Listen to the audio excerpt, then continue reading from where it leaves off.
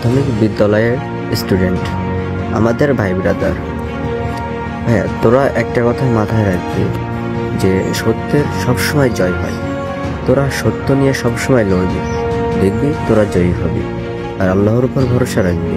যতই বাধা আসুক না কেন, কখনো তোরা থেমে থাকবি না। শুধু এই কথাটুকু মাথায় রাখবি, আমরা সত্য নিয়ে লড়তেছি, আমরা বিজয়ী হবই। সত্যের সবসময় বিজয় হয়।